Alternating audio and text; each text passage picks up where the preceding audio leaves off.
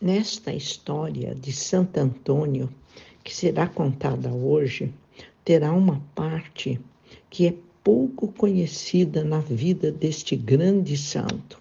Por isso ela ficou um pouco mais longa. Mas vamos começar. Santo Antônio de Pádua é um santo venerado pela Igreja Católica. Foi canonizado pelo Papa Gregório IX em 30 de maio de 1232. Seu dia festivo é comemorado no Brasil e em Portugal em 13 de junho. Fernando de Bulhões, conhecido como Santo Antônio, nasceu em Lisboa, Portugal, no dia 15 de agosto de 1195. Mas, segundo seu biógrafo, o padre Fernando Lopes, há contradições nessa data. Filho de Martinho de Bulhões e Maria Teresa Taveira, desde pequeno acompanhava os pais nas celebrações na Catedral de Lisboa. Sua pregação, seus escritos e a presença contemporânea das suas obras. Entre suas várias qualidades, chamou a atenção de seus contemporâneos seu admirável dom como pregador, com muita eficácia, tanto que lhe foi dado o apelido de o martelo dos heréticos.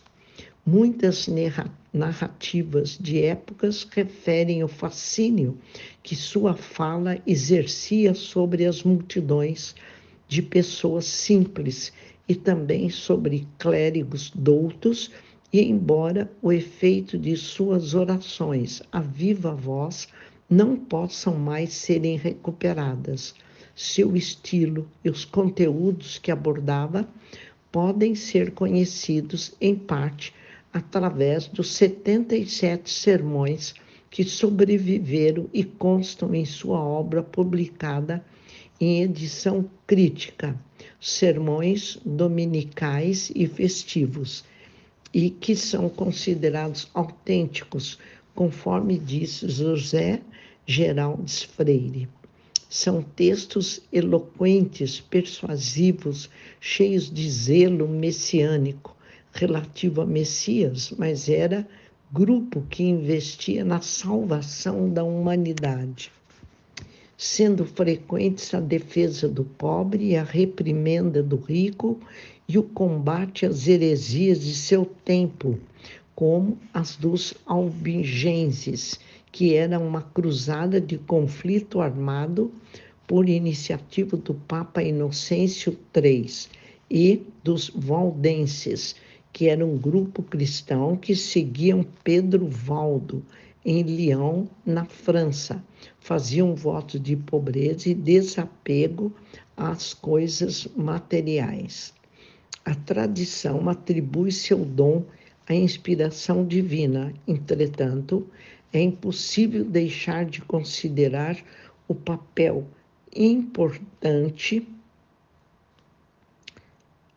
importante que sua formação erudita desempenhou neste aspecto de sua vida e obra. A análise das referências que fez em seus escritos, junto com o levantamento das fontes literárias presentes em seu tempo nas bibliotecas que frequentou, especialmente a de Santa Cruz, atestam, sem sombra de dúvidas, que sua preparação intelectual foi ampla e profunda, além de um conhecimento detalhado da Bíblia, dos escritos dos padres da Igreja e outros escritores cristãos, são encontrados citações de clássicos. Seu conhecimento das ciências naturais ultrapassa em muito o currículo regular das artes liberais medievais, aprofundando-se em áreas como a medicina, a física e a história natural, a cosmografia, a mineralogia, a zoologia, botânica, astronomia e ótica. Nas palavras de José Antunes, Santo Antônio de Lisboa, embora muito festejado e venerado como santo pelo povo, é menos conhecido como um homem de cultura literária invulgar e como um verdadeiro intelectual da Idade Média. Revelou essa cultura ímpar, que é a sua obra escrita cheia de beleza e densidade de pensamento, como nos testemunham seus sermões, autênticos tesouros da literatura e da história. Vasta, profunda, extraordinária a respeito da Bíblia, ampla, variada e bem apropriada nas transcrições dos padres da Igreja e dos autores clássicos. Ele foi impressionante para o tempo, não apenas pelo conhecimento que revela das ciências naturais e humanas, mas igualmente pelo erudito discurso sobre noções jurídicas como poder, direito e justiça. Naturalmente, era fiel à ortodoxia cristã. Apesar de sua extensa cultura profana, considerava a escritura sagrada a fonte da ciência superior, da verdadeira ciência, da qual todas as outras eram meras servas e simples coadjutoras no trabalho da salvação. Por isso, deu grande importância a uma interpretar minuciosamente do texto sagrado, a uma interpretação minuciosamente do texto sagrado, privilegiando a extensão do sentido moral. Nota-se ainda em sua obra algum dos primeiros sinais de um progressivo abandono do pensamento medieval, que apresentava o homem e o mundo como desprezíveis, fontes do pecado. Foi com ele que se iniciou uma apreciação mais positiva da vida concreta e do relacionamento humano, entendendo o ser humano como uma maravilhosa obra divina, na análise de Pedro Calafate. Pedro Calafate, Santo Antônio, não omitiu a excelência da contemplação, mas marcou, não obstante, a circunstância terrena do homem como corpo e alma. Essa abertura ao exterior tem seus perigos, porque leva as criaturas ao apego, à posse das coisas, realçando, neste caso, o culto à pobreza, levando às críticas severas que dirigiu aos prelados e dignatários eclesiásticos por se comprazerem nos luxos do século. Tratou de uma espiritualidade que não omitiu a dimensão prática e vivencial, esquematizou também a relação entre a ação e a contemplação no quadro da mística. A mística é filha da vontade e do amor, numa alienação mental que, superando o plano estritamente racional, leva a alma a ser inteiramente conduzida pela graça, contemplando Deus como em um espelho. A mística tampouco representa uma renúncia à vida ativa, nem às exigências do racional do homem, porque a alma vai e volta e regressa à vida ativa para realizar com maior perfeição a convergência entre o entender e o contemplar, o saber, que é um acúmulo de conhecimento, e a sabedoria, que é o que nos permite discernir qual é o melhor a seguir na vida. Vai muito além das palavras e sentidos. Os sermões são ainda um precioso documento da época, muitas vezes fazendo alusões às transformações sociais e econômicas que ocorriam durante aquele período, atestando o crescimento das cidades, o florescimento das atividades artesanais e do comércio, o surgimento das corporações de ofícios, as diferenças de classes, além dos conteúdos sacros que ainda preservam seu caráter inspirador. Tais alusões é onde surgem as agudas críticas sociais na condenação da avareza, da usura, da inveja, do egoísmo, da falta de ética na administração pública, dos falsos moralistas hipócritas, dos maus pastores de almas, do orgulho dos eruditos, dos ricos orgulhosos em sua opulência, que oprimem e excluem os pobres do tecido social. Esses fatos são responsáveis pelo valor perene e atual dos escritos de Santo Antônio, sendo possíveis de imediata identificação com mais circunstâncias e contradições da vida atual contemporânea. Formação religiosa. Fez os primeiros estudos na igreja de Santa Maria Maior, hoje Sé de Lisboa, sob a direção dos cônegos da Ordem dos Regrantes de Santo Agostinho. Como era a prática da ordem, deve ter recebido instrução nas artes liberais, do trivium, do quadrivium, o que certamente plasmou seu caráter intelectual. Ingressando ainda uma adolescente com 15 anos como noviço da mesma ordem no mosteiro de São Vicente de Fora, iniciou os estudos para sua formação religiosa. A biblioteca de São Vicente de Fora era afamada pela sua rica coleção de manuscritos sobre as ciências naturais, em especial a medicina, o que pode explicar as constantes referências científicas em seus sermões. Poucos anos depois, pediu permissão para ser transferido para o mosteiro de Santa Cruz de Coimbra, que seguia uma regra de Santo Agostinho, a fim de aperfeiçoar sua formação e evitar distrações profanas, já que era constantemente visitado por amigos e parentes. Coimbra era, na época, o centro intelectual de Portugal, e ali deve ter envolvido profundamente no estudo da Bíblia, dos textos dos padres da Igreja.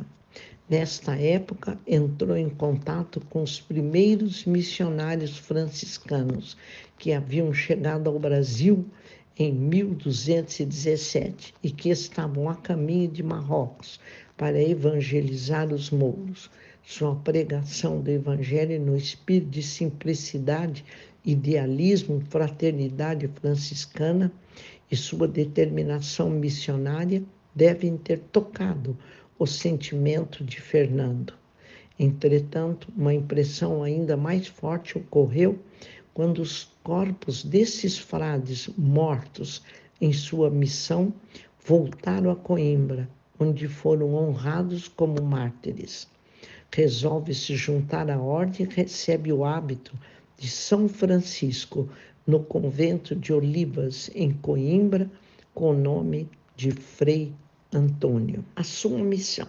Inicia uma missão para Marrocos em busca do martírio, mas após um ano de catequese nesse país, teve de deixá-lo devido a uma enfermidade grave e seguiu para a Itália. No regresso, uma forte tempestade arrastou o barco para as costas da Sicília, onde encontrou antigos companheiros. Ali se quedou até a primavera de 1221, dirigindo-se com eles então para Assis, a fim de se participarem do capítulo da ordem, o último que seria feito com a presença do fundador. Em Assis, encontrou-se com São Francisco de Assis e seus primeiros seguidores, um evento de grande importância em sua carreira. Sendo designado para um eremitério em Monte Paulo, na província de Romana, ali passou cerca de 15 meses em intensas meditações e árduas disciplinas. Pouco tempo depois aconteceu uma ordenação de frades em Forli, quando deixou o isolamento e para lá se dirigiu. Até então, os franciscanos não sabiam de sua sólida formação. Mas faltando pregador para a cerimônia e não havendo nenhum frade preparado para tal, o provincial solicitou Antônio que falhasse o que quer que o Espírito Santo inspirasse. Protestou, mas obedeceu, e dissertando para os franciscanos e dominicanos lá reunidos de forma fluente e admirável, para a surpresa de todos, foi de imediato destinado pelo provincial à evangelização e difusão da doutrina pela Lombardia. Neste mesmo ano, 1230, solicitou ao Papa dispensa de suas funções como provincial para dedicar-se à pregação, reservando algum tempo para contemplação e prece no mosteiro que havia fundado em Pádua. Sempre trabalhando pelos necessitados, envolveu-se também em questões políticas, a exemplo de sua viagem a Verona para pedir a libertação de prisioneiros guelfos feitos pelo tirano Iselino em 1231. Persuadiu a municipalidade de Pádua a elaborar uma lei que impedia a prisão por dívidas se houvesse a possibilidade de compensação de outras formas. Últimos dias. Pouco depois da Páscoa de 1231, sentiu-se mal, declarou-se hidropsia e ele deixou Pádua para dirigir-se ao eremitério de Campo San Piero, nos arredores da cidade. Percebendo que a morte estava próxima, pediu para ser levado de volta a Pádua, mas apenas tendo alcançado o convento das Clarissas de Arcela, subúrbio de Pádua, ali morreu, a 13 de junho de 1231. Em 1263, seus restos mortais foram transladados para a Basílica de Santo Antônio de Pádua, construída em sua memória. A sua fama de santidade levou a ser canonizado pela Igreja Católica pouco tempo depois de falecer, distinguindo-se como teólogo, místico, asceta e, sobretudo, como notável orador e grande taumaturgo. Antônio é também tido como um dos intelectuais mais notáveis de Portugal do período pré-universitário. Tinha grande cultura documentada pela coletânea de sermões escritos que deixou, onde fica evidente que estava familiarizado tanto com a literatura religiosa como com diversos aspectos das ciências profanas, referindo-se em autoridades clássicas como Plínio e outros. O seu grande saber tornou-o um dos mais respeitadas figuras da Igreja Católica do seu tempo. Lecionou em universidades italianas e francesas e foi o primeiro doutor da Igreja franciscana. São Boaventura disse que ele possuía a ciência dos anjos. Hoje é visto como um dos grandes santos do catolicismo, recebendo larga veneração e sendo centro de rico folclore. Santo Antônio é o padroeiro da cidade de Lisboa. É igualmente padroeiro da cidade italiana de Pádua. Milagres de Santo Antônio. Diz a tradição que em sua curta vida operou muitos milagres, como segue alguns exemplos. Os milagres de Santo Antônio, ainda em vida, lhe valeram a canonização em 13 de maio de 1232, apenas 11 meses depois de sua morte, pelo Papa Gregório IX. Teria restaurado um campo de trigo maduro para a colheita que fora estropiado por uma multidão que seguia. Teria protegido milagrosamente seus ouvintes da chuva que caía durante um sermão, e uma mulher impedida pelo marido de ir ouvi-lo pôde escutar suas palavras a quilômetros de distância. Quando em disputa com o herege albigense sobre a presença ou não do Deus vivo na hóstia consagrada, o herege chamado Bonvilho disse que se uma mula, tendo passado 3 meses sem comer, honrasse uma hóstia em detrimento a uma ração de aveia, ele acreditaria no santo.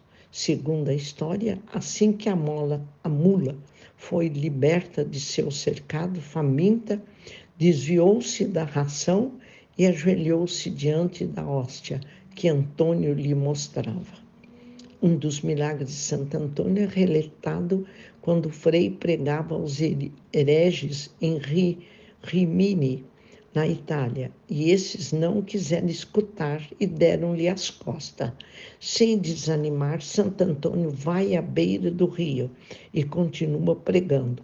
Momento que ocorre o milagre quando vários peixes se aproximam e colocam a cabeça fora da água em ato de escuta. Os hereges ficam tão impressionados que logo se converteram. Esse milagre é citado em várias publicações, entre elas um sermão de Padre Antônio Vieira, que é considerado uma obra-prima da literatura portuguesa. Outro milagre de Santo Antônio é aquele que salva um pai da forca. Conta-se que, estando o frei a pregar em Pádua, sentiu que sua presença era necessária em Lisboa. Recolhe a seus aposentos, cobre a cabeça em silêncio e reflexão e, ao mesmo tempo, se encontra em Lisboa, onde um pai tinha sido condenado pelo homicídio de um filho. Este, ressuscitado pelo frei, afirma a inocência de seu pai. Após ver seu pai inocentado, Santo Antônio subitamente volta para Pádua e recomeça sua pregação. Nesse ato ocorrem 2 fatos miraculosos em um só. Esteve em 2 lugares ao mesmo tempo e provou o poder de reanimar os mortos. Outro dom de Santo Antônio foi só revelado após sua morte, quando havia pedido ao conde Tiso que o acolheu em sua casa em Pádua. Certa noite, ao ver alguns raios de luz saindo das frestas da porta do quarto, o conde se aproximou e olhou pela fresta. Compreendeu que se tratava de um milagre, ao ver a Virgem Maria entregando o menino Jesus nos braços do frade. Enquanto ainda observava, o menino desapareceu. Saindo do quarto e percebendo que o conde havia presenciado a cena, pede a ele que só conte o visto após sua morte. Por esse fato, o santo passou a ser representado carregando nos braços o menino Jesus.